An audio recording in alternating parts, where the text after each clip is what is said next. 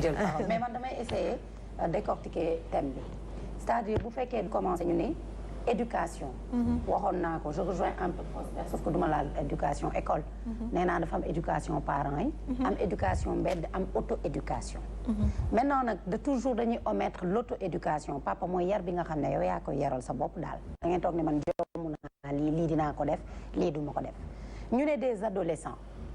xale day judd fi am âge bu muy njëkk am avant muy nekk adolescent muy diine muy yarkat yu mag yi di la wax ne âge boobu bàyyil mu firi bàyyil mu def. nga jàng ci sa doom mooy âge bi mu xamulee dara mënagul bàkkaar nga gis yàq góor yu bëri sax âge boobu dañuy bëgg njaboot ndab ci njaboot commencé yàq parce que diine sax da koy wax mu am âge bu muy commencé toll ñu ne la na yar bi gën a ànd ak rigueur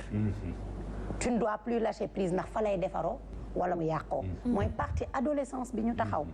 parce que am na adolescent yoo xamante ni instant yi soo fi xamuñu liggéey ji di riir waxuma tey âge bi nga xamante ni ñun yenn atteindre nañ wala on frôle la trentaine am nañ nga xam ne loo def papa yow la neex say propre choix lañu mais tey c'est des âge la boo xamante ni inconscience totale day dugg âge bi nga xamante ni xale bi pour moom bu asamaan doon wàcc mu téye ko foofu yow parent bi dafa am loo xamante ni dalaa war mooy boo doon daw da nga war a daw 100 à l'heure lépp loo doon def nga doublé ko du parce que dañ lay laaj plus que li nga mën mais mooy partie bi nga xamante ni soo si jaayantewul nag si la jooyu ëllëg yi di ñëw ngeen ne lan entre stress et désolation stress bi dañ koy nangul waajur parce que ñun suñu jamono bi ñu féetee jamonoy tëstasi la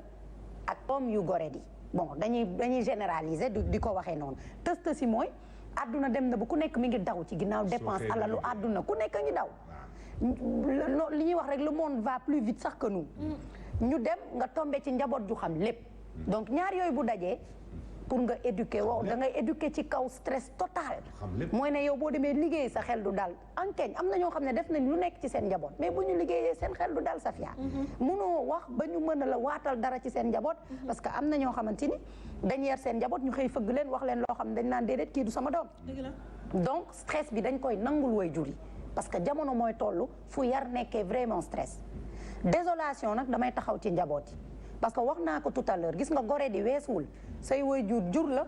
ngay doon ci ñoom ab gàcce c'est-à-dire gore di la c'est-à-dire nga judd nit tette la fay la dugal la école jaayante je ne parle pas des parents qui ont démissionné mais ñi nga xamante ni seeni waajur def nañ lu nekk ci ñoom ngir ñu doon ay nit yu baax am na loo xam ne boo ko defee ab gore di dëgg la su ma jógee gore di dama lay wax maa ngi ci désolation complexe Sophie est-ce que xam ne am na nu waajur di yaree doomam du xool lu nit am ak lu nit ñàkk mais dañ toll génération boo xamante ni xale yi léegi voilà maanaam xaalis ak dalal na leen merci lu nu Sophia mel mooy papa yar nga ci sa doom de fii nga bokk mooy comme ni nga koy waxee Kajoor ak Bawol yow lijjanti ko juddoo feneen am leneen ndax fa nga juddoo doy na la yow man doomu Prospère Dieye laa sama jéey doy na ma dañ la ciy ñàkk ci nga doon waaw nga gore ba pare doo am benn complexe ci li nga doon da ngay doon ab sant Gueye bëgg doon Safia Diatta par la force lu Safia def nga bëgg ko def lu Safia wax nga wax adolescents yi ñu ngi ci loolu de di roy ku ñu gis merci am ji koy xaw ma acier lañ koy waxee xaw ma ku ñu voilà maintenant boo yaree sa doom papa ci ñàkk am complexe di nga dem baali fekk fukki butéelu al tege fekk lu nekk tege te doo ko laal ndax yaruñu la ci xamoo ko peu importe ku mu doon wala looy mënti def parce que dañuy dem boîte adolescent yi ngeen di wax il faut boîte dañuy dund lu nekk donc am na benn complexité buy am seen biir boo xamante ni day metti mënuñu ko contourner Sophie alcool sexe ak drogue ngeen jéggal ñu ni ñuy jaaraatee ci kàddu gi ama pourquoi ñuy wax alcool sexe ak drogue fi mu toll nii mooy li nga xamante ni xale yi pour ñoom buñ ko deful ñoom amuñu mbégte quoi maanaam xeetu complexité yooyu sama xarit naan na dama war a naan da ngay toog ci ay xarit ñuy waxtaanee wàllum sexe yow tànk yow ci sa àdduna na ma yàlla jéggal ci ni ma ciy jaaraatee jaaroo ci pour yow nekkoo nit drogué wu ñëw taxaw fële nga ne yow tamit da ngaa war a ñam la muy def kon lan la mooy éducation boo xam ne reen yi dëgërul ma delluwaat ci pros bi muy wax fondement sa doom am na noo koy yaree loonam newul ci alcool bu warul sëkk ak góor du sëkk ak góor bu warul drogué wu du drogué wu maintenant ci wàllu sexe bi y a la considération am na góor yoo xamante ni papa démb da nga daan xam jigéen sax amaana xaw ma nan lañ koy waxee di ko nëppal léegi góor yi wax ma la jigéen yi ñàkk jom yi de ñooy taxaw suñu adolescent yi ñu ngi ci adolescent lu ñu sekk ak jigéen toog ak seen xarit di ko wax kon li Aminata wax dëgg la moo jigéen moo war a xoolaat boppam xam boppam parce que ki nga xam ne bu sekkee ak yow lu nekk ci àdduna tegal la ko ci place publique bi war nga def attention ci point bi may rabattre mooy l'argent teel a xam xaalis teel a bëgg xaalis papa wax nga ko sànq bu dee nit dalaa sañ a yónnee message di la wax waxu 100 000 francs pour dara du moo gën a ndaw ci li xew ci dëkk bi mooy ne il suffit léegi que nga siw c'est des enfants de 16 17 18 ans ñoo lay message di la ku mënti doona presque tout le monde a été victime de ça kon lan alal Safia bu ñu la yaree ci ngor ak doylu am na yoo xam ne doo ko def mooy sa waajur balaa ngay am dara da nga koy mérité suñu tegee xaalis foog naa dañ daan seetlu nii bu ñu la yónnee weccit bi nga indi di teg xaalis di xool ndax di nga koy jël amatul léegi xam lan lañ lay def yow pour yow xale bi boo am na loo xam ne boo ko yoru ci sa poche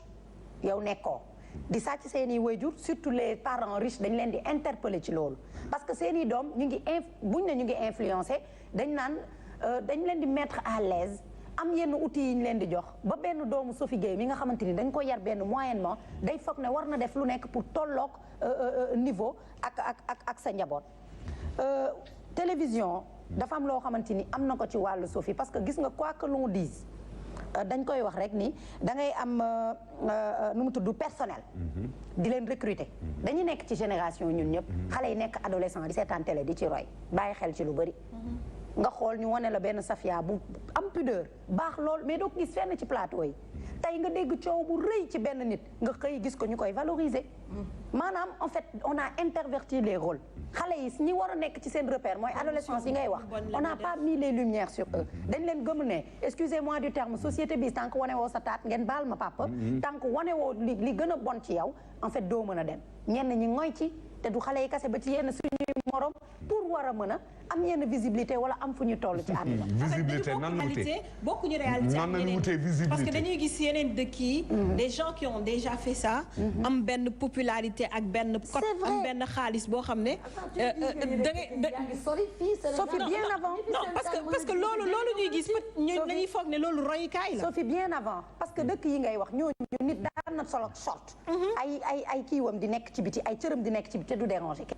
ici boo ko defee mën nga romb Sophie mu ne la yaa ngi ci de nga romb Père Mbaye Ngoné mu wax la musibaak naaru laay ca la nga sol dama lay jox exemple donc loolu on n'est pas habitué à ça maintenant qui met la lumière sur ces genres de personnes ci suñu jeunesse Pros wax na ko les médias la télé ak yeneen donc mais il faut aussi noter Sophie ak Pros quand vous parlez des médias que léegi am na canal mu ngi fii lekk leneen mu ngi fii c'est-à-dire les gens la plupart du ñu seetaan li ñuy seetaan ci chaîne yi nga xam ne chaîne locale bëriwul dañuy zappé di seetaan chaîne américaine yi ils se croient aux États-Unis seen biir salle c'est-à-dire ni ñuy gis par exemple Kim Kardashian di ko solo pour ñoom war nañoo solo noonu dem boîte parce que des fois tu vois sur le net ci réseaux sociaux yi ñu génne benn gel bu solo noo xam ne tu te crois aux États-Unis xale yi dañ koy solo bëccëg di génn mais ñemee dab di leen wax mais xale yi kan non mais xale yi kan la ñuy romb avant ñuy dem ci mbedd bi lorsque vous parlez de télévision man dama tax télé si gën a ndaw je parle de médias en général mais sur qui Sophie bu ñu lëreewu sur qui les gens mettent la lumière nit dafay sàgganoo léegi suba ñu gis ko mu nekk di ngeen jéggal ma gérer émission yu gën a mag xale yi moom la ñuy jël def idole parce que moom la ñu gis on est dans une société boo xamante ni lu ñu teg bët loolu rek la ñu gëm donc foofu dañuy interpeller responsabilité wu ñi nga xamante ni ñoo yor wàllu média pour qu'on essaie de mettre la lumière et revoir les programmes mettre la lumière sur des gens yi nga xamante ni mën nañu servir d'icône ci xale yi fi may terminer mooy waajur sàmm la Sophie papa ma foog ne bu nit yoree sàmmam yor ay nagam day def lépp ba kenn du ko sàcc dina ko ñag ba alal boobu noonu kenn du ko jël ci moom ba kenn du ko sàcc waaye dina ko ñag ba du ruuf voilà donc kon ñu yàlla assimilé doom ak sàmm ni la njaboot sàmm la bu ëllëgee dama lay laaj noo doon sàmm waa nag gis nga xër boobu na ko waajur yi di ni ko sàmm damay wax waajur yi ni sàmmkat xëree ci ay juram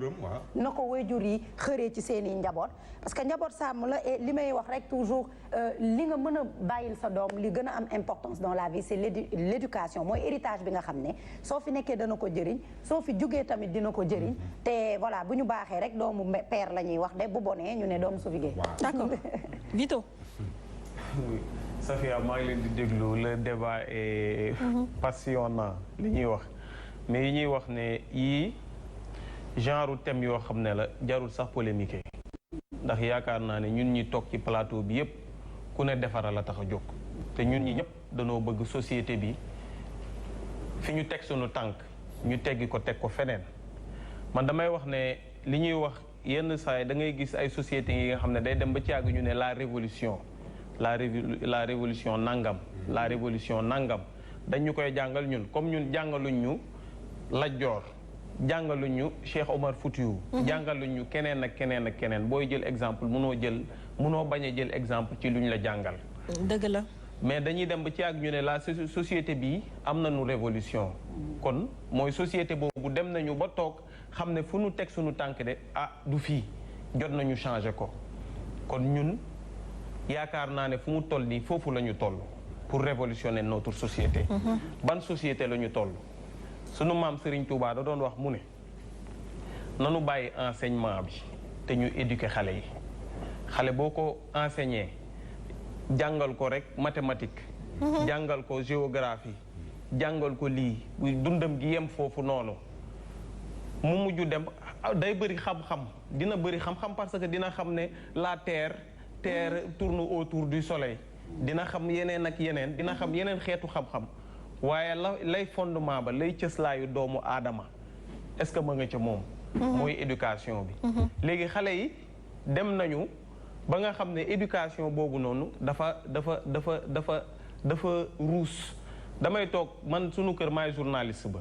damay xëy bu ma yeewoo la xew ci réseaux sociaux yooyu yëpp su ma xewee damay dugg ci biir néeg bu ne ma ne lii xew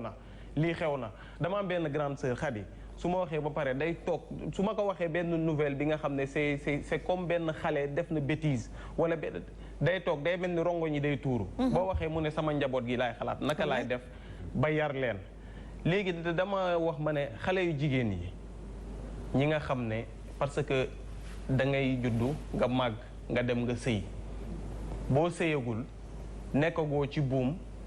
amagoo doom waaye yàlla bu defee nga nekk ci buum prospère ba am doom amagoo doom de waaye doom ya ngay ami da nga leen amal àq ba mooy lan tey dama doon déglu Assane Ndiaye muy wéy mu ne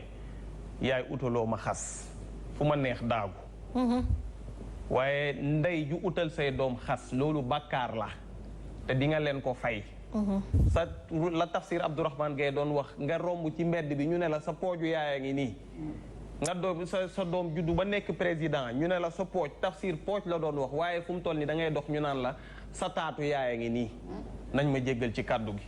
mais xale yi foofu la ñu toll léegi da ngay dox ci mbedd bi nga dem ba doon président ñu lay wani photo ñu ne sa yaay de ba mu nekkee ci appartement sangam moom ak ay faram lii la ñu nekkoon di def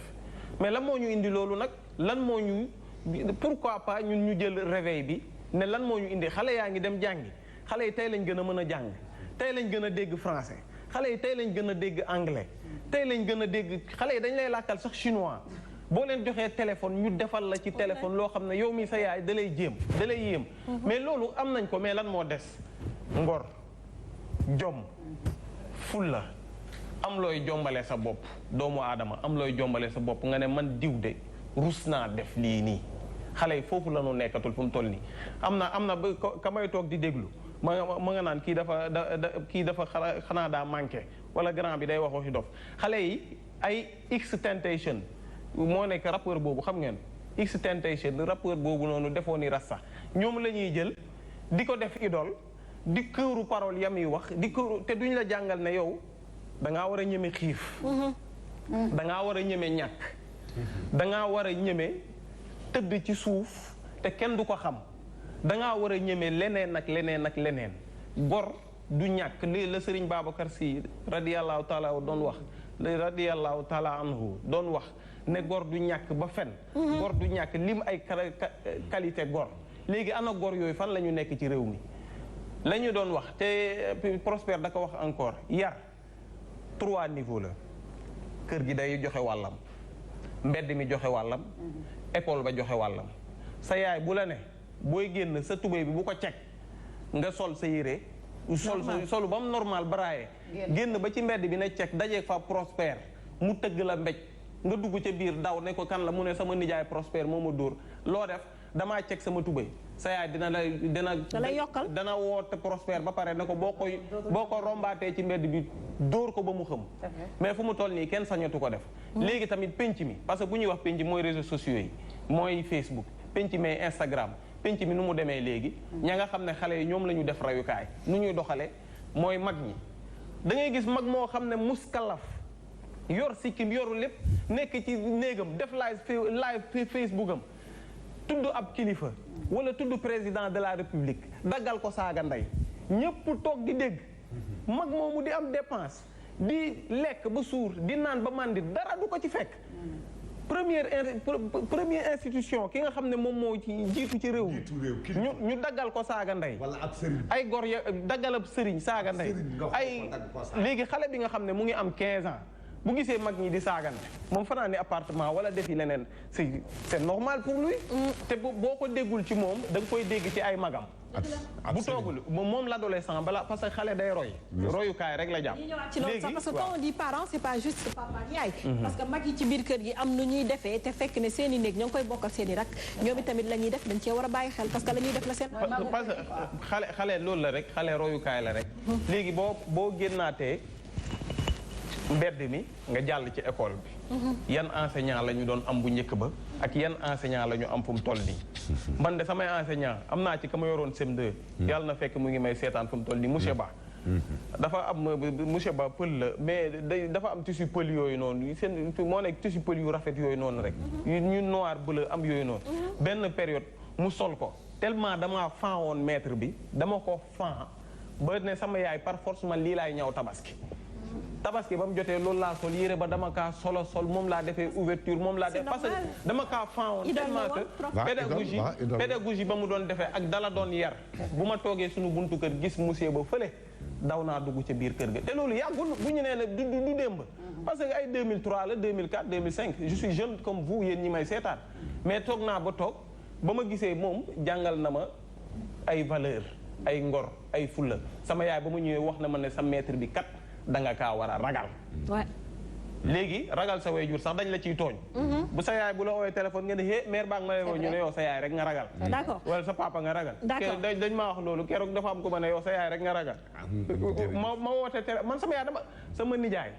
moo ngi dëkk cité gendarmerie moo gën a métti ci lu yàlla bind ba tey ji dama ko ragal 88 628 89 90 88 628 28 28 bu dee extérieur nga nekk bëgg ñoo jot mën naa nekk 88 mën na nekk 33 841 20 69 loolu ngay def 00 221 ngay jiital 33 841 20 69 mooy numéro pour jot ñu donc ñu ngi leen di xaar 88 628 89